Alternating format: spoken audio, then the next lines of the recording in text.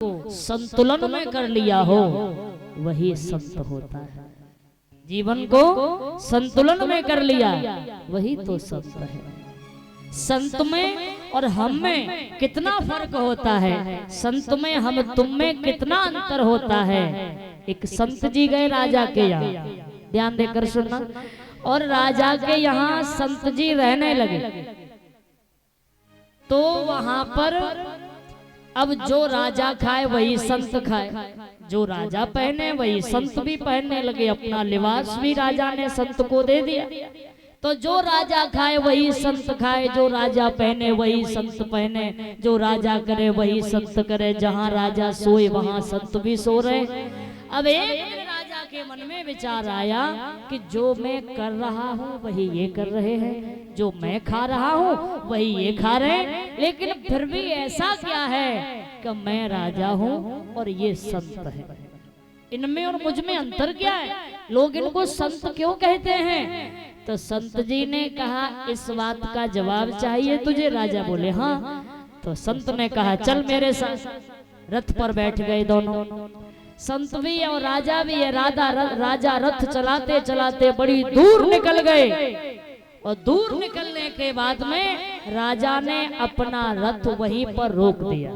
संत जी बोले रुक क्यों गए? राजा बोला क्षमा करना संत जी, अब यहाँ से आगे नहीं जा सकता। क्यों नहीं जा सकते हो? तो राजा कहता है कि यहीं तक मेरे राज्य की सीमा है, यहाँ मेरी सीमा खत्म होती है, अब मैं यहाँ से आगे बढ़ नहीं सकता। तो संत जी ने कहा तुझ में और मुझ में यही अंतर है कि तेरी सीमा है, मेरी तो कोई सीमा ही नहीं।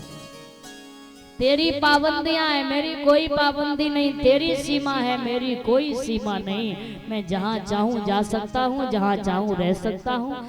कभी कभी भूखों भी रहना पड़ता फिर भी कोई फर्क नहीं, पेट भर जाए फिर भी कोई फर्क नहीं, धूप में रहना पड़े फिर भी कोई फर्क नहीं, छाया में रहना पड़े फिर भी कोई फर्क नहीं, वर्षा में रहना पड़े फिर भी कोई फर्क नहीं, छत के नीचे रहना पड़े फिर भी कोई फर्क नहीं। जिसका जीवन ऐसा हो जाता है वही संत हो जाता है।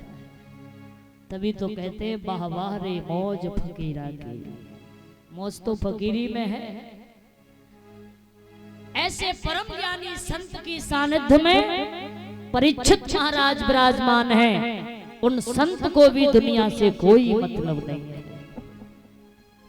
और संत जी राजा परीक्षित को सुंदर वाणी से, पवित्र वाणी से भगवान की कथाओं का अवगत करा रहे हैं।